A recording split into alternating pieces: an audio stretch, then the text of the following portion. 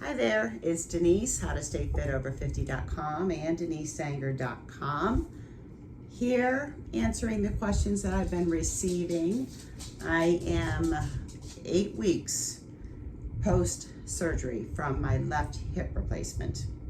And I did not realize how many questions and comments and messages and everything I had from this channel, as well as on my howtostayfitover50.com blog, and as well as on Facebook. The group over there is Healthy After 50 with Denise, I believe. I will get that and I'll put that below. But anyways, before we get started, a little housekeeping. Hit subscribe if you haven't subscribed yet. Share and like. It helps my channel. All right, so starting with questions. A lot of questions, a question I get very, very often is about hormone replacement. And I want to address that right now. I am 62. So when I had my hysterectomy, it was 10 years ago. So I, believe it or not, at that point, I was so regular on my period, like clockwork, every 28 days, but I was basically hemorrhaging. I had so many fibroid tumors and a cyst on my ovaries, and I would legit look like I was 6 months pregnant until everything in pain, so much pain. I ended up in the hospital twice. Actually thought it was appendicitis or something like that. And it just got to the point for me that it was really affecting my quality of life, that every single month I was losing 2-3 days, basically sitting on the couch because I couldn't do anything. And then when everything did start to flow, I was literally hemorrhaging, going through a tampon every 15-20 minutes. Now that just gives you an idea, the super heavy duty tampons, and wearing 2 maxi pads to support that as well. That's how crazy it was. I really wanted to just slide into menopause and right, into no more period, but have all my pieces and parts still intact. Didn't work out that way. It was the best decision I could have made at that time. Hindsight, would I have still done it back then, if knowing what I know now? Probably. Again, because it was affecting my quality of living and my lifestyle. I'm very much active on the go. I'm a fitness instructor. I'm a yoga teacher. It was seriously affecting my quality of life, and something had to change there. The other issue, though, and there is no medical proof to this, but I don't know if they tell you anyways, and I'm not into conspiracy theory. I just don't even know if it's even been looked at. But no one in my family has ever had any joint replaced. No knees, no shoulders, no hips. And both of my hips now are bone on bone. The left one has been replaced, and it's amazing. I can walk, no pain. I'm now dealing with the pain in the right hip, and surgery will be scheduled probably the end of this year, beginning of next year. So you'll have to check back on that. The reason that I think it's related is all women that I have talked to that have had joint replacements have had hysterectomies. I mean, A and B add up to C in this scenario. 1 and 1 equals 2. But again, I have to be very clear. There is no medical proof, or at least not that I found, but I do receive a lot of messages and messages and emails from women like me that have gone through the same thing. So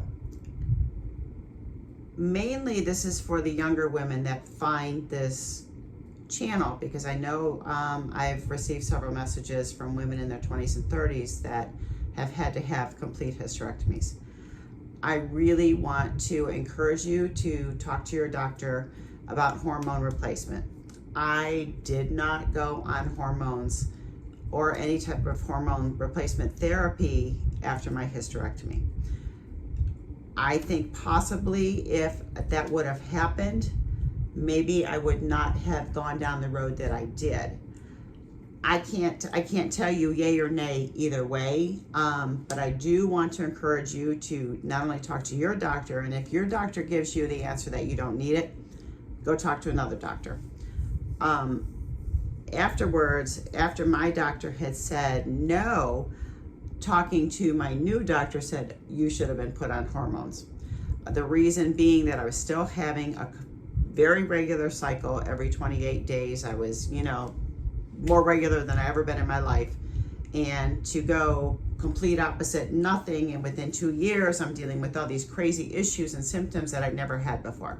So mainly I want to answer those questions. If you are younger, definitely go discuss it. I think it would benefit you. I know there may be cancer issues, and that's another thing that you need to talk to with your doctor, but please talk to them, have that open conversation.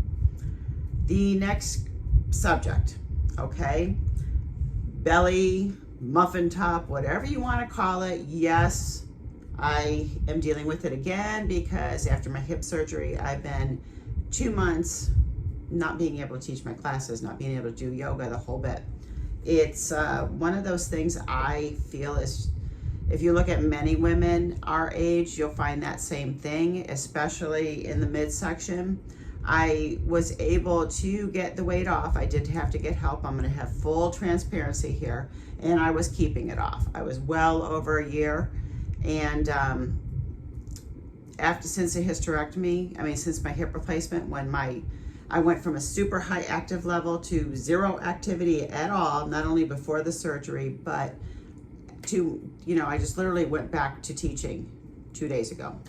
So it's, hopefully going to come right back off again. I am watching what I eat. I try to stay away from, not complex carbs, but the breads, the bakery, the, white rice, that type of thing. I opt for more complex carbs, oatmeal, quinoa, that type of thing. But mainly, I'm following a Mediterranean type eating style, which is what my doctor actually recommended. And to break it down simply for you, it's a lot of fish, chicken, lean proteins, very little red meat, but a lot of, think about where the Mediterranean Sea is. So it's a lot of seafood, a lot of vegetables, olive oil, fruit, and really limiting the carbs that we basically don't need. Next, sex. Women, I know it's scary. It was scary for me too. I'm, again, at a different point in my life, but if you're younger, well, even at this point in my life, sex is still very important to me. So my husband and I do enjoy a good sex life. Right after hysterectomy, this is really not something that's in your current realm. You just lost a piece of your body. Give yourself time. But I want to say this out loud, and if your significant other, your partner, your boyfriend, your husband, whatever he is, whatever that person is to you, if one more of those people, one more of those men write me a text saying, now my wife is frigid, or now my wife won't have sex with me, I'm going to legit run through this camera and choke them. Because when you really don't have any clue, first of all, what we have to deal with up into that hysterectomy, especially if you're dealing with a cancer diagnosis, this really plays with your emotions. Even if you're not dealing with that serious medical diagnosis that many of you are dealing with, it's still our beings as women. We are childbearers, we are nurturers, and we want to make sure everybody's okay. Unfortunately, this is the time after you go through this hysterectomy and as you're recovering, this is the time you need to put yourself first. This is a big thing. I don't know how to put it any other way. And if you are with if your partner is one of those that is making you feel guilty because you had a hysterectomy 2 weeks ago, but you're not having sex, or you're not having oral sex, or whatever the reason is, put them on this video, because, dude, you really need to get a clue. You really need to get a clue. So how about, like I said in my other video, we chop your balls off. Let's see how you feel then. Not so great, probably, when you lose a piece of your body. And if you cannot be, I'm still talking to the men here, if you cannot be a caring, compassionate partner to the woman in your life, you need to step it out and let somebody else come in. That's the bottom line. I know I might be blunt, might be crude. I'm 62 years old. I really don't give a shit anymore. But when it comes to these emails and messages I'm getting from men telling me that the woman that just had a hysterectomy a week ago or a month ago is no longer interested in sex and frigid and whatever else they want to say about it, you really are just clueless and you don't deserve that woman. Bottom line. Bottom line, you need to support her while she's going through the recovery, not only physically, but emotionally as well. So I had to get that out there because this has been just really, it just is lit a fire under my ass that I really want to get out there with some of these emails and messages I get. I'd like to just choke the bitch, you know what I mean? So anyways, again, I'm almost 62 years old. I just don't really have a filter anymore. I don't have, when it comes to stupid, I don't have a lot of patience for that. And but in my opinion, the men that are really giving the guilt trip to the women in their lives that literally just had a hysterectomy, even a month ago, 2 months ago, dude, you really need to get a clue. You really need to get a clue. So that's that issue. And let's go to exercise. Coming back off of the hysterectomy, you really need to focus on re-strengthening your core. One of the best ways to do that is yoga, Pilates. It's not a matter of doing 5,000 sit-ups in a day. Your core is shoulders to hip, front and back, okay? So not only do you have to strengthen your abs in the front, you need to strengthen your back behind you. So yoga, I cannot recommend yoga as much as, I do it myself daily. I'm a yoga teacher. I focus on gentle flow yoga, which is, it's still yoga, but it's a way of transitioning the body in a way that makes sense. You're not jarring from a standing position to a lying position to back up into a warrior position. All right, it just moves in a way that no matter how old you are or no matter what your experience level is, you can do it. All right, so I do have several gentle flow yoga videos here. I also, in my Etsy shop, which is I Love Beach Trips, I do have a yoga mat that I personally designed that has a flow on it, that if you do it every morning, you're going to see a significant difference.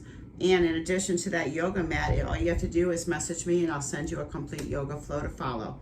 Again, please check with your doctor before you do anything, but definitely your priority should be to re-strengthen your abs and your back, and of course, watch what you're putting in your mouth. This is the majority of it. You know, they say abs are made in the kitchen for a reason. You cannot out-exercise a bad diet. So if you're out there running every day, but you're at home eating stuff in your face with chips and cake and whatever else it is, French fries, pizza, you know, the stuff that you should have as a treat, but you're eating it 5 times a day, you're not going to win that battle. Okay? And don't forget to drink water. As I am doing this video, because I've been very behind from being in the hospital, I'm not, you know, from being in the hospital, then in recovery, it's like 98 degrees out there. I'm in Florida. I know out west in Arizona, they're not even coming under 90 degrees in the middle of the night in the desert. So this is kind of crazy, this weather.